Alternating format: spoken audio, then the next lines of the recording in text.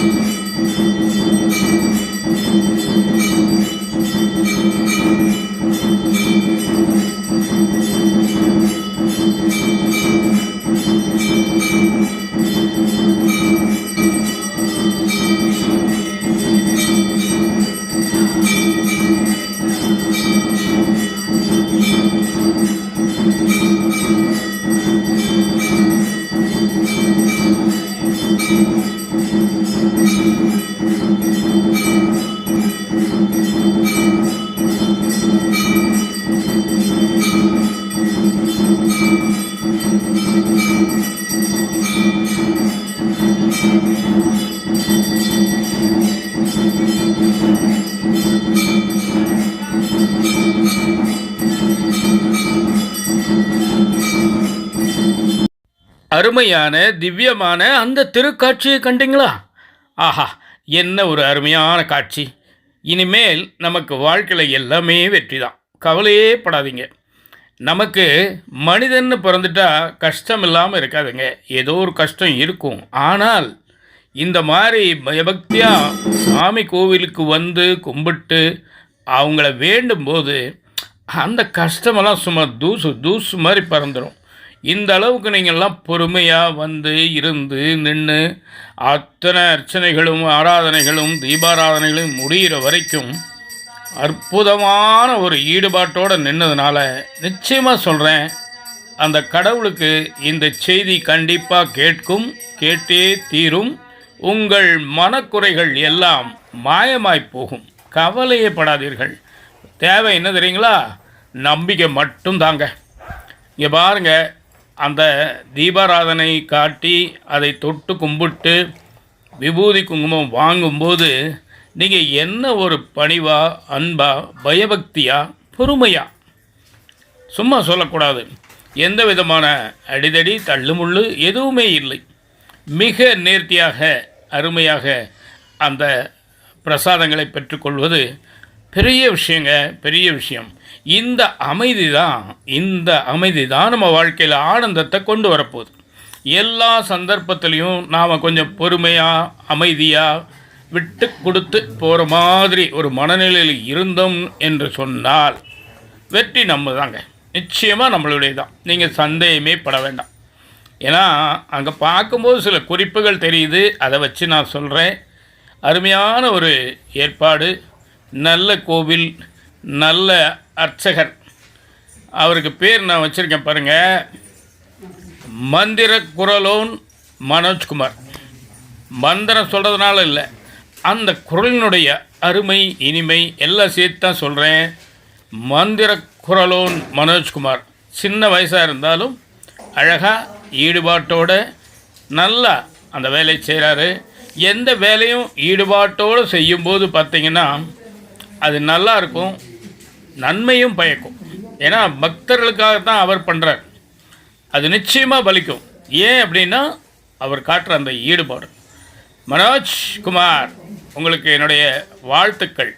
இனி நீங்கள் மந்திர குரலோன் மனோஜ்குமார் என்று அழைக்கப்படுவீர்கள். இன்றைக்கி நாம் இந்த கோயிலில் நின்று பேசிக்கிட்டு இருக்கோம் அப்படின்னு சொன்னால் அதுக்கு காரணம் இவங்க தான். திருமதி வே ஜெயலட்சுமி ஆன்மீக செம்மல், அவங்க தான் இந்த கோயிலை நிர்மாணித்தது. சரிங்களா? அவங்களுக்கு இந்த இடத்துல ஒரு மாபெரும் நன்றியும் வணக்கத்தையும் நம்ம தெரிவிச்சுக்கலாம். இந்த கோவில் நிர்வாகிகளுக்கும் இந்த இடத்துல நாம் நன்றிகளையும் வணக்கத்தையும் தெரிவிச்சுக்கிறோம். நல்ல முறையில் அந்த கோவிலை பராமரிக்கிறாங்க. இந்த கோவிலில் மாதம் பௌர்ணமி அன்னைக்கு திருவிளக்கு பூஜை நடக்குது. அது மட்டுமல்ல, மாதம் வளர்பிறை பஞ்சமி அன்னைக்கு வாராகி அம்மனுக்கு சிறப்பு பூஜை நடக்குது. தேவைப்படுறவங்க பயன்படுத்திக்கலாம், பங்கு கொள்ளலாம், வாழ்க்கையில் வளம் பெறுங்க. இப்போ நாம் நிகழ்ச்சியோட நிறைவு பகுதிக்கு வந்துட்டோம். இதுகாரும் பொறுமை காத்து உடன் வந்து பயணித்த உங்கள் அனைவருக்கும் எனது நன்றி கலந்த வணக்கத்தை தெரிவித்துக் கொள்கிறேன். நிச்சயமாக இந்த விஷயம் உங்களுக்கு பிடிச்சிருக்கும்னு நம்புகிறேன். உங்கள் கருத்துக்களை எதிர்பார்க்குறேன். மீண்டும் அடுத்த எபிசோடில் சந்திப்போமா? அதுவரை உங்களிடம் விடைபெறுவது உங்கள் நண்பன் டி. சண்முக சுந்தரம், போத்தனூர், கோயம்புத்தூர். நன்றி, வணக்கம்.